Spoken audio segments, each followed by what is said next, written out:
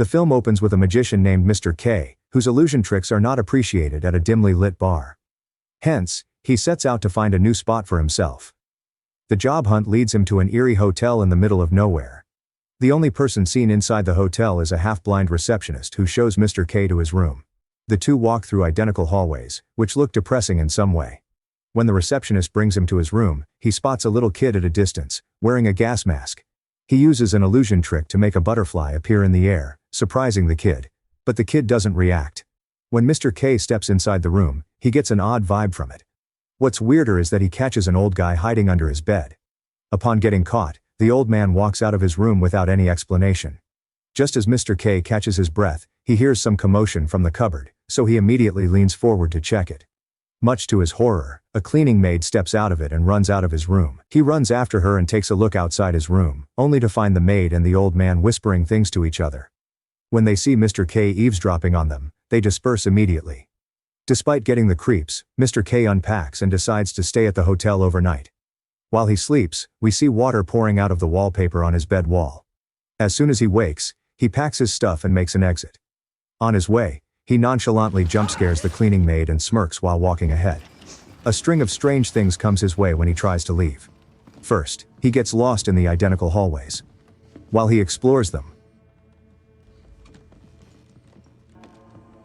the walls start quaking.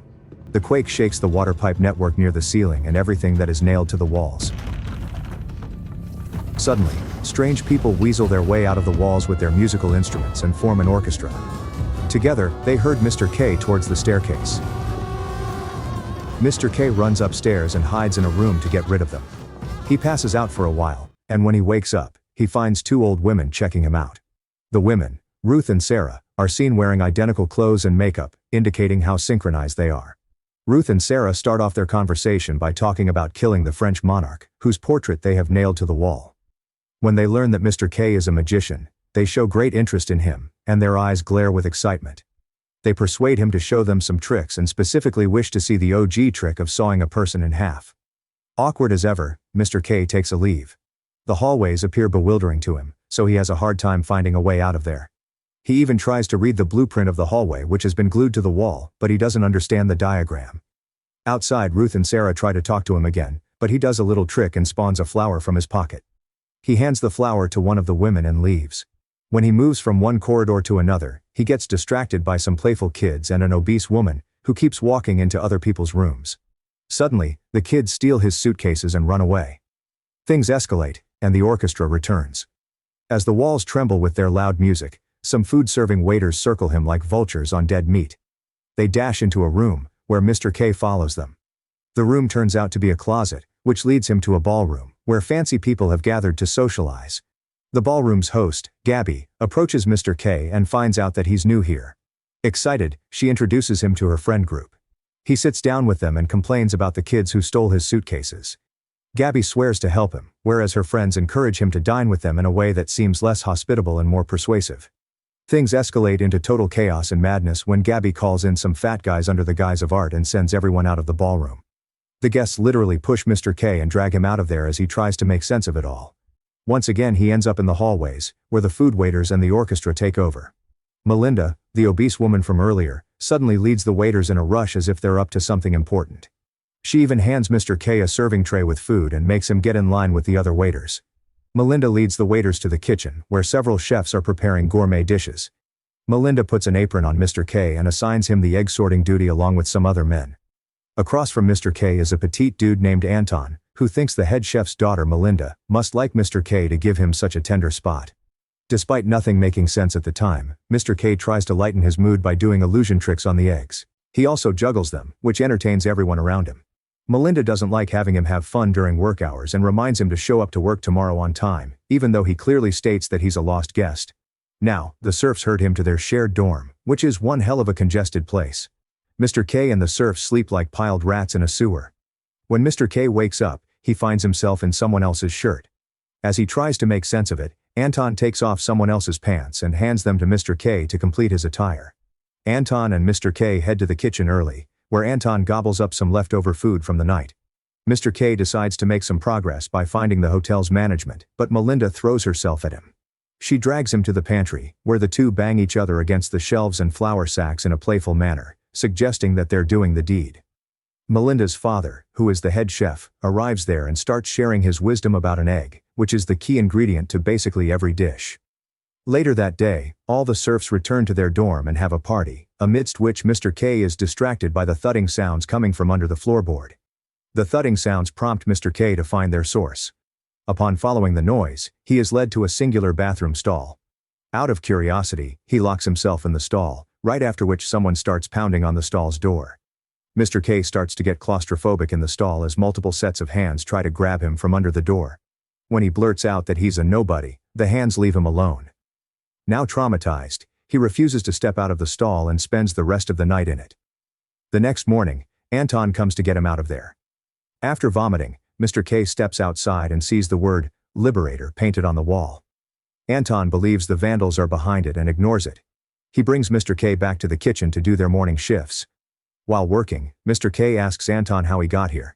Anton confesses that he's been here for the past 7 years and can't seem to recall if he's ever been let out during these years. Suddenly Mr. K catches a glimpse of the receptionist. He runs after her but loses sight of her. Agitated, he approaches the head chef in his office and hands him his resignation. The chef promotes him to an egg whisker and begs on his knee to get him to stay. The head chef honors Mr. K with the cook's hat. Anton immediately starts to resent him for his quick promotion and turns the serfs against him. Hence, Mr. K ends up going back to his original room. In silence, he observes that the room has shrunk a bit. To test his suspicions, he tightly ties a rope from one end of the room to another. When he wakes up the next day, the rope appears loose, confirming that the room has gotten smaller. He immediately consults Anton and makes him aware of the situation, but he brushes it off as nonsense. Mr. K heads to the kitchen and notes that the kitchen has shrunk as well, due to which everyone is bumping into one another. He gathers them and plans to evacuate the building before it shrinks to a pulp, but they form an angry mob against him and toss him out of the kitchen. Out of options, he returns to Ruth and Sarah, who are now taking out their furniture which no longer fits in their shrunken room. He converses with them and finds out about the stay of an oracle in the hotel. He ends up stealing the hallway maps from Ruth and Sarah's room, intending to find the oracle. However, his plan fails as the marching orchestra arrives again. Their loud music spins Mr. K's world upside down, whereas the others seem to enjoy and move with the rhythm.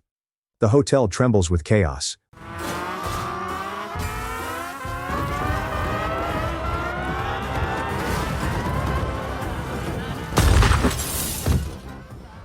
Windows breaking as Mr. K looks out into the brick courtyard.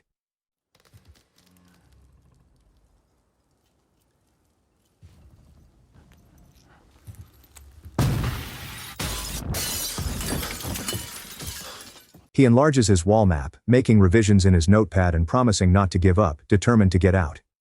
He meets the receptionist's dog on one of his treks, and when it licks a wall, it causes a power blackout. Mr. K sees the elderly man on his first day in the dark. At the end of the passage, the figure reappears, elusive and silent. The elderly man sleeps at Mr. K's feet in the morning and follows him around all day. Mr. K feeds him stolen kitchen leftovers when he resigns. Mr. K finds twitching, meaty tendrils embedded in the walls under peeling wallpaper. The entire building trembles when he cuts them. The receptionist also arrives and cries in pain to see the tendrils suffering. When Mr. K returns to his room, he discovers the elderly guy and several stragglers who are fixated on him. He unwillingly enlists their cult-like following to assist in mapping the hotel, and soon they follow him everywhere. However, they take over his room and plunder his food instead of maps. On top of that, people begin to multiply in numbers. He looks around the kitchen, where the floors are getting smaller and moss is growing. He sees Anton there, who promises him his former position back if he stops stirring up trouble. Mr. K declines, refusing to act as though nothing is amiss. Locked out of his own room by sleeping visitors, he collapses in the hallway, where the hotel tucks him in with wallpaper. A call to management is made, but one of the visitors hangs up. Mr. K becomes furious and accuses them of sabotage. The mob turns against him, accusing him of giving them false hope that they will flee. His chalk maps are soon erased by followers. Angry, he uses broom strokes and profanity to chase them away while gathering remnants of his shattered scheme. Things fly out of windows, crowds fight, and even his ceiling light unscrews and crashes. The sister women offer coffee and caution him that not all exits are the same from above. Mr. K hides in a room while being pursued by a vengeful mob. He finds what appears to be a gigantic intestine-like passage while rummaging through furniture. Despite the sister's warning that it leads into the unknown, he crawls in. There, he finds the oracle, a live thing that pulses beyond a membrane. The guests swarm the tunnel, trampling on its flesh. Mr. K cuts the cord that connects the oracle to the hotel. As the oracle pulls him out of the darkness, the film ends. Thanks for watching. Please don't forget to like and subscribe for more awesome recaps.